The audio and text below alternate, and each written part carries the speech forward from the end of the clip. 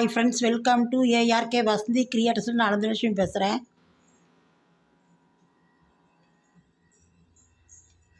நாம் இன்றைக்கி சமையல் மாம்பழ வெந்தய குழம்புன்னு பார்க்கலாம். மாம்பழ சீசனில் அது பண்ண முடியும். எனக்கு ஒரு மாம்பழம் போகும்.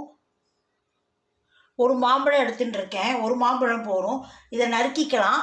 இதை நறுக்கி போட்டுக்கலாம். அதுக்கு நல்லெண்ணெய் தான் நல்லாயிருக்கும். வெந்தய குழம்புக்கெலாம் நல்லெண்ணெய், வத்த குழம்பு வெந்தய குழம்பு நல்லெண்ணெய் தான் விடணும். நல்லெண்ணெய் எடுத்துக்கலாம். ஒரு 4 ஸ்பூன் எடுத்துக்கலாம். நல்லெண்ணெய் எடுத்துக்கலாம்.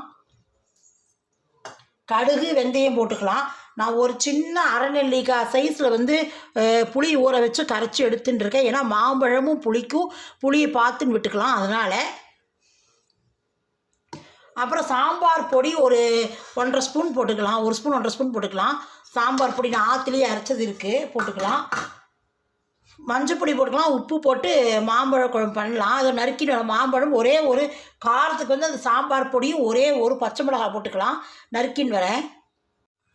நல்லெண்ணெய் விட்டுக்கிறேன். இது சின்ன ஸ்பூன்னால் நான் ஒரு 6 ஸ்பூன் விட்டுக்கிறேன்.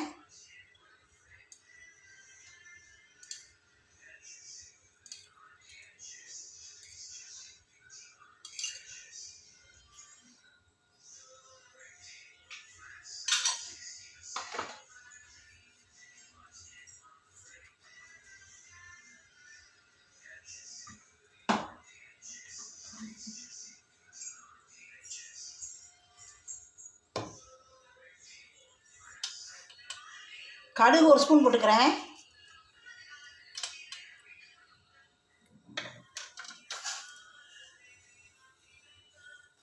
வெந்தயம் 1 ஸ்பூன் போட்டுக்கலாம். கடுகு வெடிச்சாட்டு வெந்தயம் போட்டுக்கலாம்.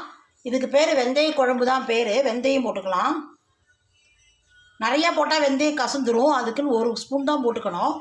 மாம்பழமும் ஒரு பச்சை மிளகாய் நறுக்கின்னு வந்திருக்கேன். எனக்கு இந்த ஒரு மாம்பழம் போகும். உங்களுக்கு நிறையா வேணுன்னா இன்னொன்றோ 2 கூட போட்டுக்கோங்க. அது உங்கள் அளவை பொறுத்து.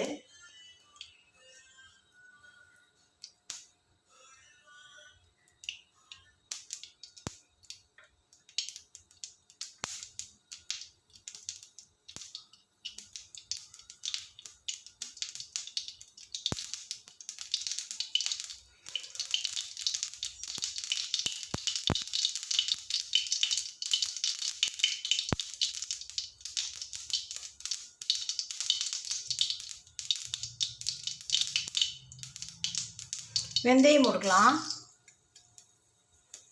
ஒரே ஒரு கட்டி பெருங்காயம் போட்டுக்கிறேன். உங்களுக்கு நீங்கள் பொடி இருந்தாலும் போட்டுக்கலாம். நான் கட்டி பெருங்காயம் இருக்குது, போடுறேன்.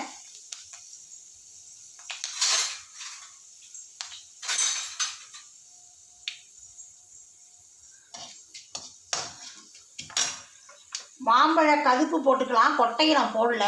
அப்புறம் குழம்பே காணாது. ஒரே ஒரு பச்சை மிளகா, கருவேப்பிலை ஒரு ஆறு போட்டுக்கிறேன்.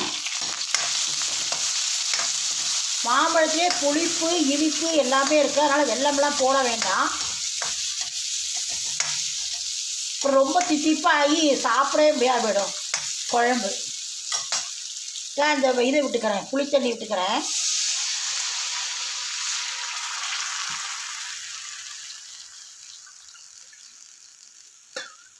வெறுந்தண்ணி விட்டுக்கலாம். அப்போ தான் கொதிச்சு நமக்கு குறையும் குழம்பு.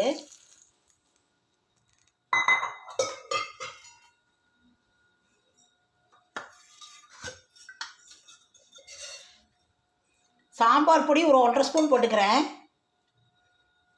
ஏன்னா இது கொஞ்சம் காரம் கம்மியாக தான் இருக்கும் சாம்பார் பொடி.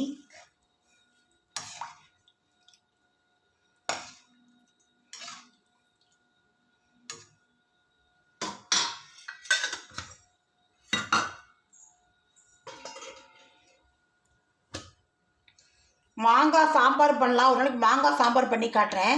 இது மஞ்சள் பொடி 1/2 ஸ்பூன் போட்டுக்கிறேன்.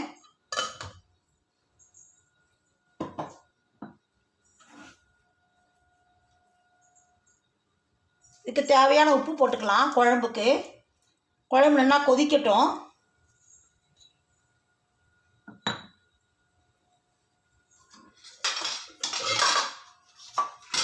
குழம்பு கொதிக்கட்டும், காட்டுறேன். பாருங்கள், குழம்பு ஆயிடுச்சு. இது போகிற இது நம்ம பிசைஞ்சோம்னா நிறையா சாதம் சாப்பிட்லாம். இதுவே ஒரு 1/2 கிலோ சாதம் சாப்பிட்லாம். குழம்போட நாங்கள் ஒரு வேளை தான் சாப்பிடுவோம். அதனால் எங்களுக்கு இந்த குழம்பு போதும். இது வந்து நல்லா மாம்பழத்தோடு சேர்ந்து சாப்பிட வேண்டியதான். மாம்பழம் குழம்புமா இருக்குது பாருங்கோ. என்னுடைய சேனல் வந்து நீங்கள் யாராவது புதுசாக பார்க்குறீங்க அப்படின்னா small letters ARK Vasanthi creators subscribe பண்ணிட்டு பாருங்க. சப்ஸ்கிரைப் பண்ணிடலாம், ஒரு பெல் காட்டும், அந்த பெல் டச் பண்ணிடலாம், ஆல்னு ஒரு பெல் காட்டும், டச் பண்ணிடலாம் வந்து உங்களுக்கு நான் போடுற வீடியோ பூரா உங்களுக்கு அப்பப்போ நோட்டிஃபிகேஷன் ஆகிடும். நெக்ஸ்ட் வீடியோவில் சந்திப்போம்.